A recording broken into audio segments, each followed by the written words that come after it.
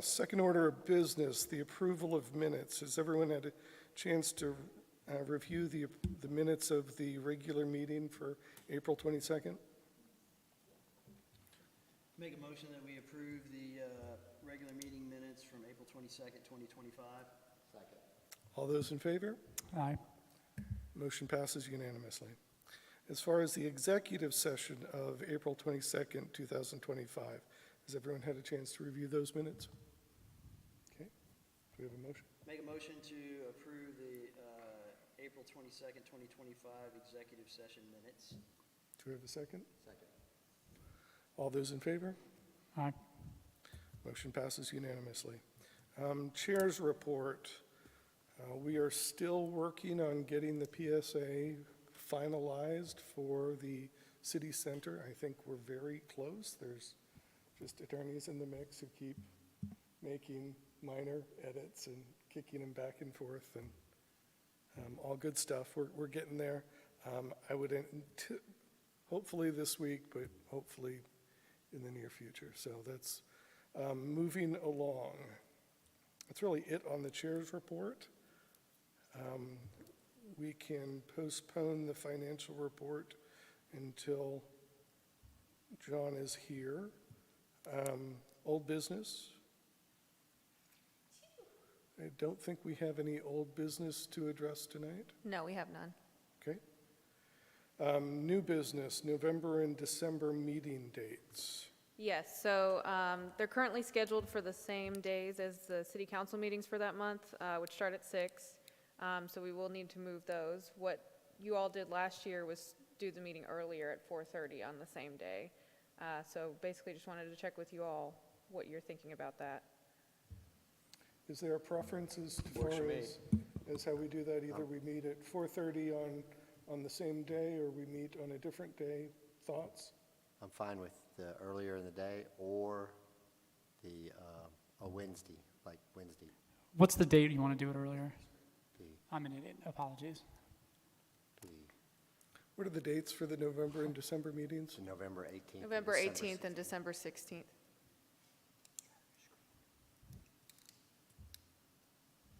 I can do either of those earlier personally, but happy to do whatever the group needs.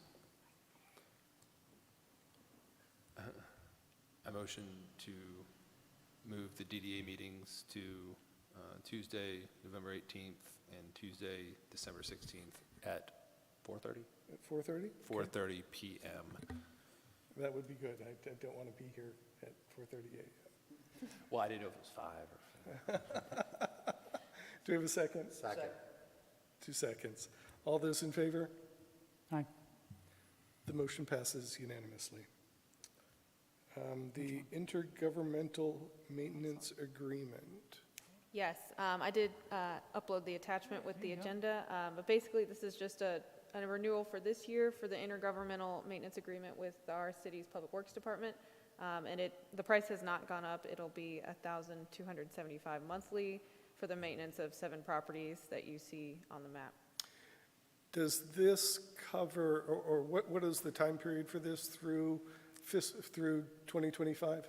It's covering March 2024 through February 2025, or I mean, the next year. February 2026? Yes.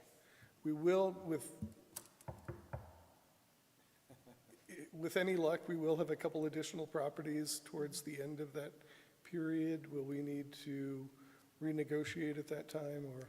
Yes, yeah, I can work on that with our Public Works Department whenever we have some more properties. Okay. What is the amount for 12,000 or 1,275 monthly? Yes, $1,275 monthly. Okay. Discussion? Okay. Do I have a motion? Motion for the DDA to enter into intergovernmental maintenance agreement with the city of Chamblee for $1,275 a month.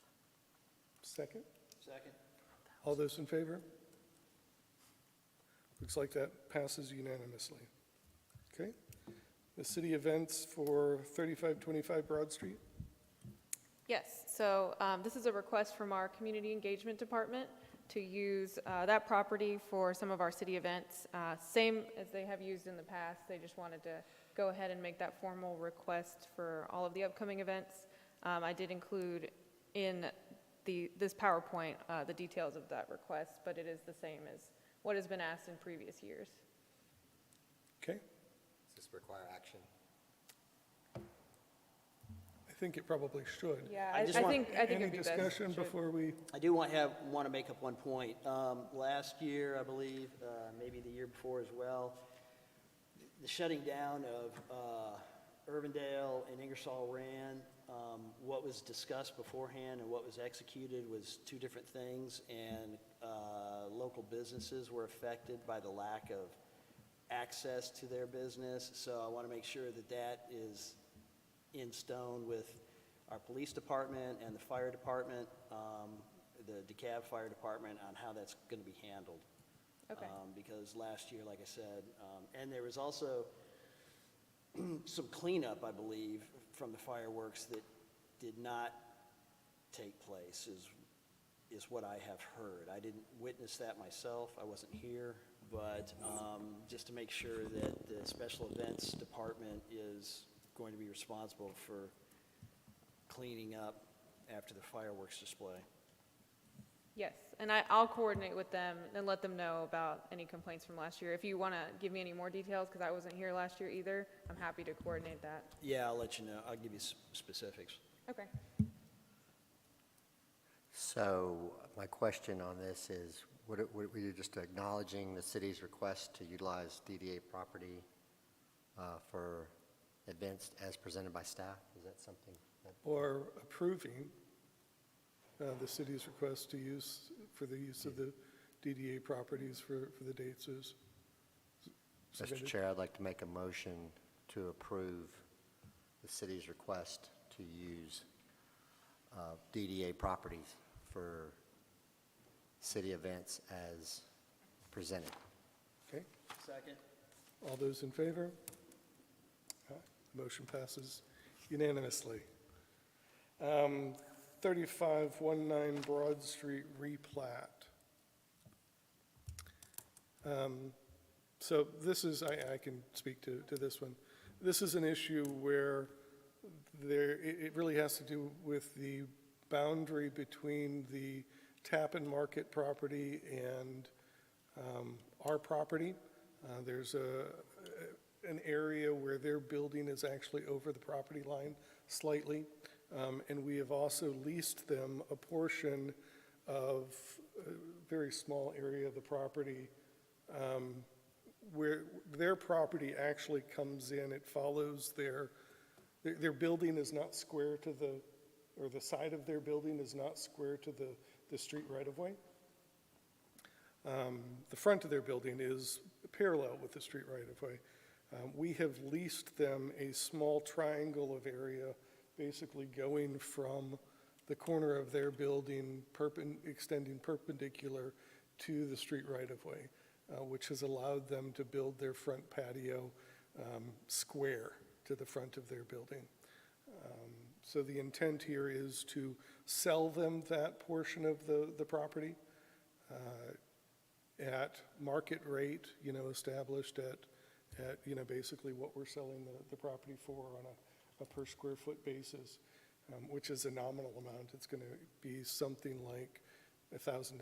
And so it's not a significant amount of money for the property.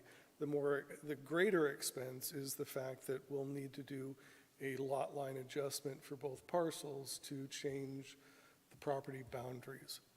We have gotten a proposal from the company that did the Alta survey for our properties for the amount of $3,400 or something, and not to exceed for $3,400.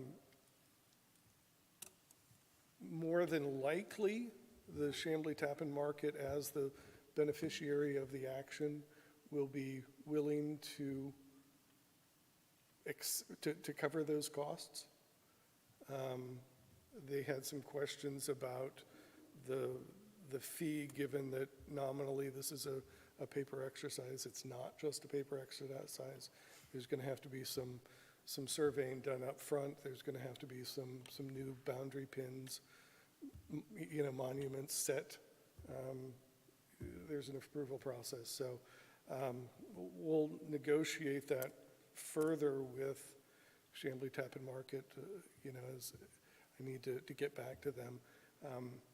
My request would be to authorize the chair to authorize that survey in an amount not to exceed $3,500, preferably with negotiating with Chamblee Tappan Market, but, that would be my intent, but I guess the motion would be authorize the chair to approve a contract for replatting or a boundary line adjustment of the properties not to exceed $3,500. For me- I have one question about that. Do Go we ahead, do the Zach. replatting before the sale or after the sale? Yes, they actually, the intent is to do that before the sale, just so that it cleans everything up and there's no outstanding leases affecting that property. It really just cleans up the title a little bit and makes the Yeah, transaction. I think we need the new legal description for the actual conveyance, and that's part of it. So that's why, one of the reasons we would need this replat in advance of. Right. Right. There's no question we need it to be replatted. I mean, it's just, you've got a multi-million-dollar piece of property over there. You have to, everything, all our ducks have to be in a row. It's not a paperwork exercise. Right. Sure. And so my question is, there's been some price sensitivity from Tappan Market on certain projects. They didn't want to do the parking lot because it was going to cost too much.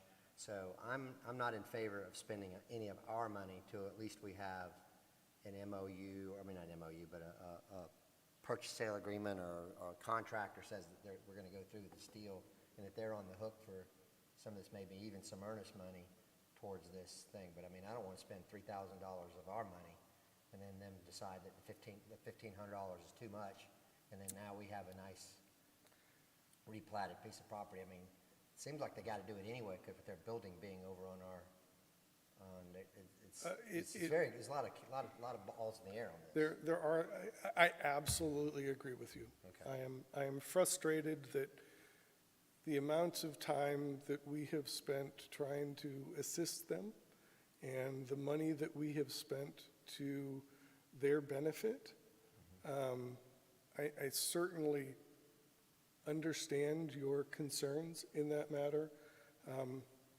The other way to look at it is that compared to what we're spending on attorney's fees on an hourly basis, $3,400 to clean up something that has to do with the title is inexpensive, would be the alternate way to look at that. So I think they are the beneficiary of this action, but it does benefit us as well. Yeah, I'll just add, I think we'll need to get this done regardless. So I'm in favor of moving forward with the replatting. Quick question, I know we were working on a license agreement to give them that little sliver.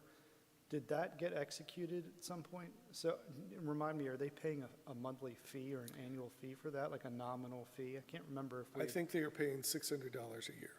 Okay, so that's more leverage. Say, okay, this license fee goes away after you pay for the sliver. They're aware of that this will effectively pay for itself after 6 Right. years, Right. if nothing else, and it has improved their property and And I cleaned- think we reserve the right to terminate that license agreement upon like 30 days' notice. We absolutely currently under that license have the right to terminate it, at which point in time they would have to remove their improvements from that property, which would basically mean reconstructing their front patio.